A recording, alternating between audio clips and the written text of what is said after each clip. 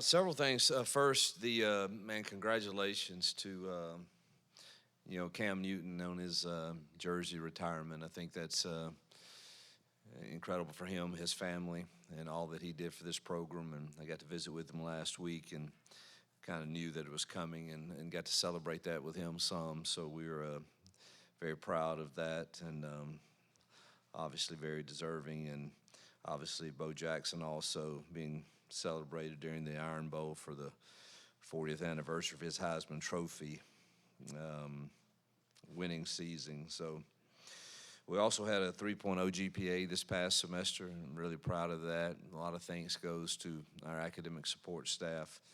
Um, really good. From Friday's scrimmage, thought we needed to. We've got to cage the quarterback better. Um, we're getting a good.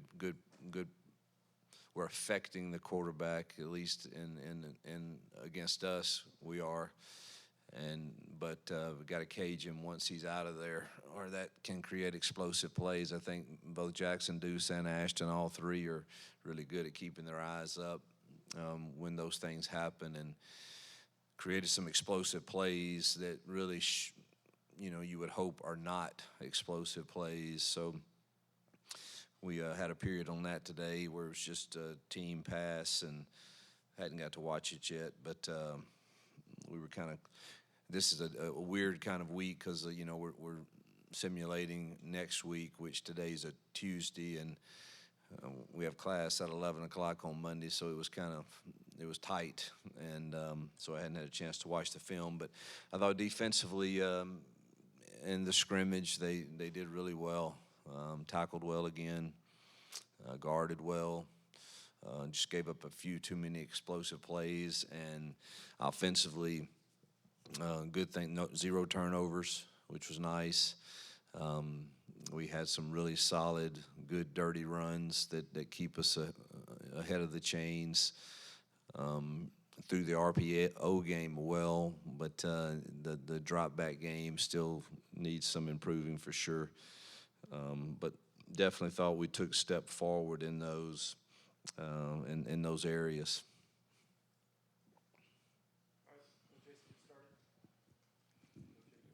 What do you look for now, offensive line wise, especially as you start to settle in and not rotate as much and start to work on a plan? How much does that impact things? Yeah, it's the expectation is improvement for sure. We've got to improve in our one-on-one situations. It's impossible for you not to have some one-on-ones in pass pro, and I think we've got to strain harder. And that's the bottom line. We expect more out of this group than to get beat in some one-on-ones. Now, I hope that means that some of our edge guys are pretty dang good. We'll see. But to this point, we haven't been consistent enough in straining to win some of those battles. And, you have some things that we could do to help.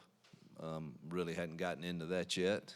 Would like to see us hold up and not have to get into some of those deals in the chip world or the max world, but really think we have the ability to do that. Just need to do it more consistently, and that's the expectation. And we expect them to improve at that.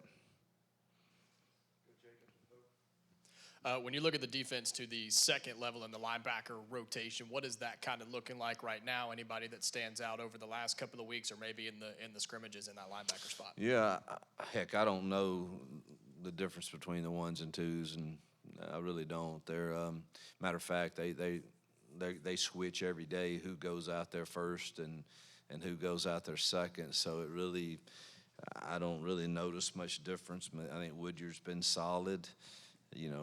He's gifted at certain things and maybe not as gifted in some things, but the things he definitely can get us lined up, and he's playing hard at a high level. Riddick's back now, which adds good depth and athleticism to that group, and Melendez and Diaz and Atkins and Caleb.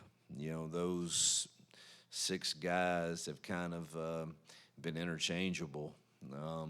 rotating in and out, no matter what group runs out there first. And there's not a lot of difference, truthfully, in those.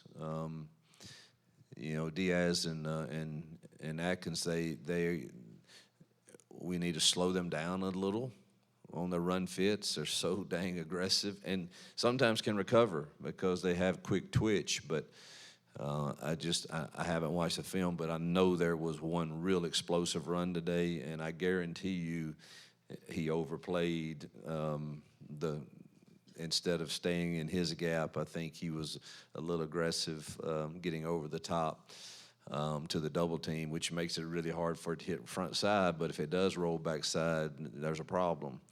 But boy, their effort and passion that they play the game with is I couldn't be more pleased. But those six guys kind of rotate in and out no matter what group we're in.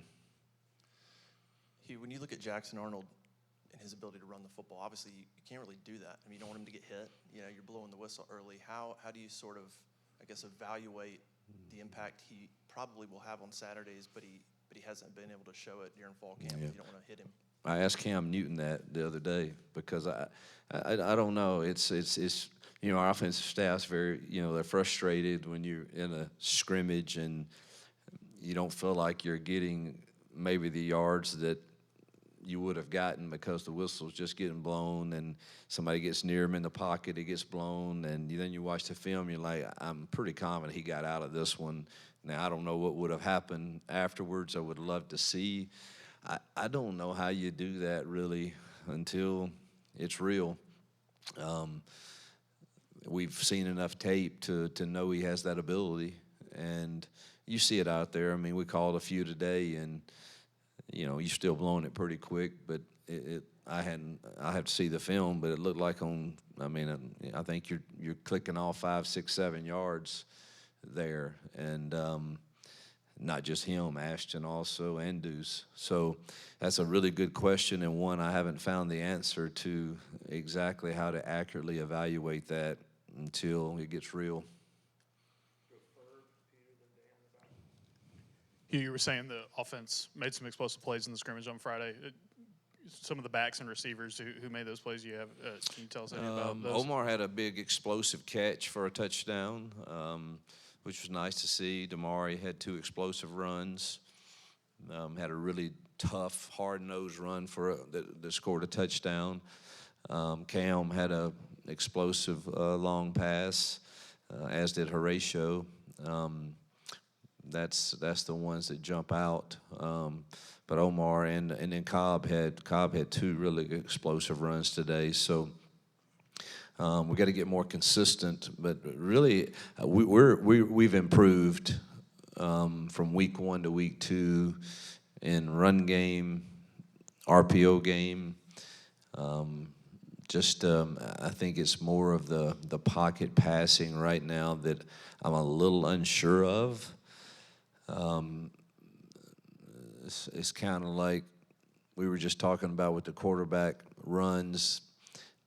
This I hope is I've always felt like this in fall camp. I think it's hopefully harder on the offense than it will be later in games. I mean, let's not kid ourselves. I'm excited about the athleticism of our defense, and we've got to improve even.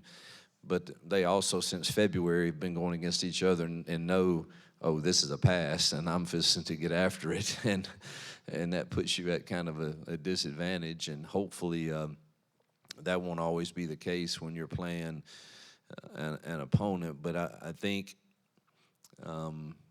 there's definitely been signs of improvement that get me excited about us, but still feel like that pocket is getting collapsed a little too quick. You mentioned it just then with the pocket, but where do you want to see those guys most improve, I guess, in that area the next 2 weeks? And then how ready would you say Deuce is, from watching him in camp? He's getting better. I think, as far as setting in there and making a throw, he's ready. He can do that. There's still things. Setting protections is new. That's kind of an issue that he still has growth to do in it. Maybe recognizing a little. Our defense is doing a really nice job of disguising things, and all of them are missing some of that. It's even hard for us as coaches when you're watching film to see it. They're doing a really nice job. So I think he's just got to improve in the mental side of it. Physically, he can make all the throws right now. So I wouldn't hesitate to throw him in a game. Hopefully we'll start tomorrow, trying to really get these. We haven't studied. We got the base down plan in, but we don't have, hey, all right, how are we setting these protections? And so we'll start working that tomorrow, and hopefully all of them will feel better about, that aspect of it by mid next week. Dan Pack, ESPN 106.7. Coach, you mentioned Jeremiah and Omar. What can you say about the picture at running back, and sort of what are the factors that will ultimately decide who's out there? DeMar is the most complete right now, along with Cobb, most experienced, understanding of who we are, what we do, what they're supposed to do in the RPO game if it's not given to them. And I am excited about, Omar also and Darrell. Alvin is going to be fine. He's been dinged up and hadn't been able to get many reps the last 4 or 5 practices. So hard to say much about that. But I think Damarian Cobb and Omar and Darrell are all getting better, every practice. We've seen Jeremiah the last couple of years kind of be involved a little bit. How much has he progressed as a complete runner, and what have you seen to him maybe improve the most at? Well, we'll see. I think he's going to have a breakout year. Y'all know we went through 3 or 4 days last week where all of our slot guys were down. So we threw him back out there like we did last year some, and he's got a good football IQ and has that capacity for us to be able to use him in a lot of different ways, whether in the pass game or now he's struggling a little in the pass game right now because he still has that brace on the thumb, and catching's not real natural. But I think he gets out of that first of next week. So he's very versatile, and we can use him in a lot of ways, and I do expect him to have kind of a breakout year. He's probably got the best burst in the open field of any that we have. Hugh, I know you talked a little bit about Deuce, but just wanted to ask you about kind of the picture at quarterback behind Jackson. Just how are things going as far as deciding a quarterback too, and how have Deuce and Ashton looked in that regard? Pleased with both. Think that there's a place for both, depending on the scenario in the game. Without giving away too much, I think, there's a place for both of those guys that you could play to their strengths, and we won't be afraid to do that. You mentioned now, starting this week and into next week, that you're on that Friday schedule in preparation for Baylor. But in terms of the Bears themselves, have you guys started on prep for that? How has that looked like, and when will all that really get ramped up? Yeah, we started back in June, trying to get a head start on our first couple games so that we feel like we're in a decent spot. So yesterday was. And Saturday was a good day to kind of refresh ourselves on, all right, what do we feel good about in base downs, and, who really are they? Give me the overview again. And so, yeah, we're mixing it in. We're still going good on good, so it's not like we haven't broken up and gone, scout teams yet. Today we did one period of offense-defensive choice where we tell them what we want, and they make it look as close as they can, and then they do the same for 10 plays. So, but I think right now keeping the speed of the game up is important, and the physicality of it. And so we serviced each other, and we'll do that again tomorrow, and then we'll start kind of really, all right, let's get us now a true scout period, a day headed into the weekend. Hugh, you talked throughout the summer at the beginning of camp. You want handful of defensive tackles be able to play 10, 15 snaps and buy into that throughout camp. How have you seen those guys buy into it, and just how do you feel about the depth and the rotation you guys got there right now?